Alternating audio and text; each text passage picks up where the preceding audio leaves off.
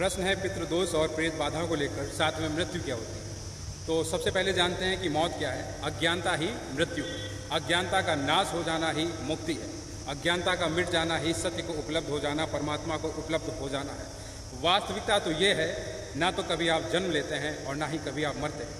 शरीर के प्रति गहरी वासना हो जाने के कारण जब ये शरीर नीचे गिरता है तो किसी न किसी गर्भ से जा चिपकते हैं आप, किसी न किसी गर्भ में प्रवेश कर जाते हैं। तो जन्म तो शरीर का हो रहा है और उस शरीर के जन्म को आप अपना जन्म मान लेते हैं, शरीर की मृत्यु को आप अपनी मृत्यु मान लेते हैं। इसे ही अज्ञानता कहते हैं। तो जब ये अज्ञानता मिट जाती है, मर जाती है, उसी क्षण मुक्ति आपको उपलब्ध हो जाती है। आप जन्म लेते हैं, आप मर जाते हैं, ये ख्याल ही गलत है। यही अज्ञानता है और इसी का मिट जाना ही सत्य को उपलब्ध हो जाना है। तो अज्ञानता ही मृत्यु है और अज्ञानता का नाश ही मुक्ति है। आप जो भी जीवन जी रहे हैं, जो भी कर रहे हैं, वह सब अज्ञानता है। जिस क्षण इसके प्रति जागृति पैदा हो जाती है उस क्षण मृत्यु समाप्त हो जाती है, फिर कोई मृत्यु नहीं है। लेकिन जब तक बेहोशी है, जब तक अज्ञानता है, मृत्यु होती है। वास्तविकता यही है कि आप चिरंजीव हैं, अजर अमर हैं। आप ना तो कभी जन्म लेते हैं और ना ही कभी आप मरते हैं। तो शास्त्रों से आप पढ़कर इससे कभी मुक्त नहीं हो सकते, जानकर ही मुक्त हुआ जा सकता है। शास्त्रों का अनुभव किसी ऋषि, किसी साधु सन्यासी का अनुभव होगा, वह अनुभव आपका अनुभव नहीं हो सकता। मार्गदर्शक हो सकता है कि वो मार्ग दिखा सकता है, कोई पंक्ति, कोई सिद्धांत आपको मार्ग दिखा सकती है, लेकिन वह मुक्त नहीं कर सकेगी आपको। मुक्त आपको अपने आप से ही करना पड़ेगा। तो अज्ञानता जिस क्षण मिट जाती है उस क्षण मृत्यु भी मिट जाती है। जब तक अज्ञानता है मृत्यु बनी रहेगी। इसीलिए जब मैं कहता हूँ कि ध्यान में उतरने वाले प्रत्येक व्यक्ति को शिव से मिलना ही पड़ेगा, क्योंकि वहाँ मृत्यु घटित होती है, तुम्हारी नहीं। जो संसार तुमने चारों तरफ निर्मित कर रखा है उसका संहार हो, संहार के प्रतीक शिव है। और जब मैं कह रहा हूँ कि संसार का संहार होता है तो वास्तव में अज्ञानता का संहार होता है। मैं, मेरा, ये सब जो बना कर रखे हो, मान कर बैठे हुए हो, इन सब का संहार हो जाता है। ये सब झूठ ढह जाता है और अज्ञानता का नाश हो जाता है।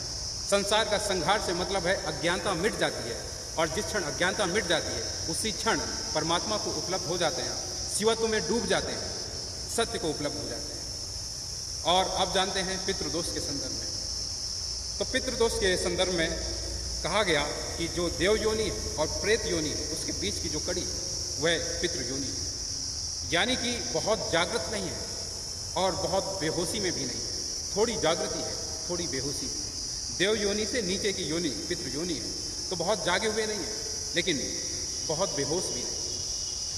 अब समझते हैं कि क्या वास्तव में पितृदोष जैसा कुछ होता है। तो वास्तविकता तो ये है कि आप कितनी भी मूर्खता करें, कितनी भी उदंडता करें, कोई भी पिता इस हद तक आपको परेशान नहीं करेगा कि आपको बर्बाद कर दे, आपके काम रोक दे और आपको मार डाले। प्रत्येक पिता अपने बच्चे का मंगल चाहता है। वह जिस भी मार्ग में है सफल रहे, खुश रहे, यही प्रार्थना उसकी परमात्मा से होती है। तो कोई पिता अपने बच्चे की सफलता में बाधा नहीं बनता, उसकी ऊंचाई में बाधा नहीं बनता, बल्कि सहायक ही होता है। यदि उसे कुछ त्याग करने पड़े तो बेशक चाहे वह कोई भी त्याग हो, वह कर गुजरता है, हमेशा करता ही है। लेकिन अगर जीवन भी देना पड़े अपने बच्चे के लिए तो बेझिझक अपना जीवन भी अपने बच्चे को समर्पित कर देता है। उस बच्चे की खुशी के लिए अपने जीवन का भी त्याग कर देता है। तो पिता तो बहुत महानता की पराकाष्ठा पर बैठा हुआ उच्च शिखर है, जागृत शिखर है। जो आपसे कहते हैं कि आपके घर में पितृदोष है और पितृदोष के कारण बर्बादी होना शुरू हो गई है, बिजनेस नहीं बढ़िया चल रहा है, घर में सुकून नहीं, शांति नहीं। हो सकता है कि पितृ कृपा के कारण थोड़ा बहुत बच गया है, वरना सब मिट गया होगा। तो पितृ के कारण कभी भी आपको कोई परेशानी नहीं उठानी पड़ती है।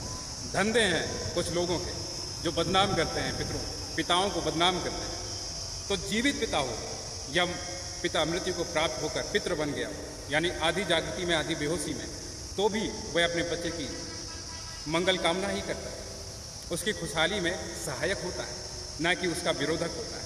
तो कोई पिता या जीवित या मृत्यु के बाद जो पितर बन गया कभी भी अपने बच्चे के खुशहाली में बाधा नहीं डालता है, उसके घर को नहीं तोड़ता है, उसके घर को बर्बाद नहीं करता, बल्कि बचाने की जो तमाम कोशिश हो सकती है उसे कर गुजरने में पीछे नहीं है, चाहे वह जीवित पिता हो या मृत्यु के बाद जो पितर बन चुका है वह भी।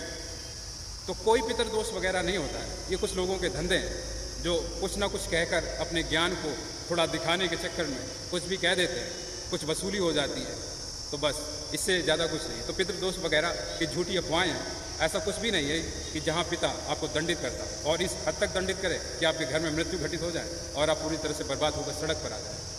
मृत्यु और पितृदोष पर बात हो चुकी है, लेकिन यहाँ एक कहानी को कहना बहुत ज़रूरी है और बहुत ध्यान से सुनना, क्योंकि बहुत गहरे सत्यों को जानने की तैयारी अभी आपकी पूरी है नहीं। छोटी छोटी बातों पर उग्र हो जाते हैं आप। तो ये कहानी और मेरी बातें उन थोड़े से साहसी, संकल्पवान और थोड़े से होश से भरे हुए लोगों के लिए जो सत्य के प्यासे परमात्मा को जानने की इच्छा रखते हैं, स्वयं को जागृत करने की इच्छा रखते हैं। तो मैं ये कहानी उन्हीं से कह रहा हूँ कि एक पाखंडी, मक्कार और ढोंगी तथाकथित धार्मिक व्यक्ति एक खुशहाल राज में प्रवेश करता है जहाँ चारों तरफ खुशहाली है, राजा ईमानदार है, सत्यनिष्ठ है, और उस राजा के सामने ये पाखंडी जाता है और कहता है कि सिंहासन खाली कर दो, क्योंकि मुझे हराया नहीं जा सकता, मुझे मारा नहीं जा सकता। मैंने अपने प्राणों को एक तोता में कैद कर दिया है और वो तोता उस बियाबाद जंगल में घूम रहा है। तो जब तक उस तोते को नहीं मारा जाएगा तब तक मुझे भी नहीं मारा जा सकता। जब उस तोते को मार दोगे तो मुझे भी मार दोगे। राजा, सेनापति और सेनाएं उस तोते की खोज में चले गए और इस पाखंडी का राज्य पर कब्जा हो गया और ये हजारों वर्षों से उस राज्य पर शासन कर रहा है। जो राज्य कभी खुशहाल था आज बर्बाद है और इसके शोषण का मूल स्रोत भय है। भय से ये शोषण करता है। काश उस बियाबाद जंगल से जो सत्यनिष्ठ थे कभी कोई काश लौट कर आए और एक बार तलवार मारकर इस पाखंडी पर देखे तो शायद उससे मुक्ति मिले। यह कहानी किसी जाति, धर्म, राजनीति या वर्ग के नाम पर नहीं टिकी हुई है, तो होश से इसे समझने की कोशिश करें। यह किसी आदमी की कहानी नहीं है।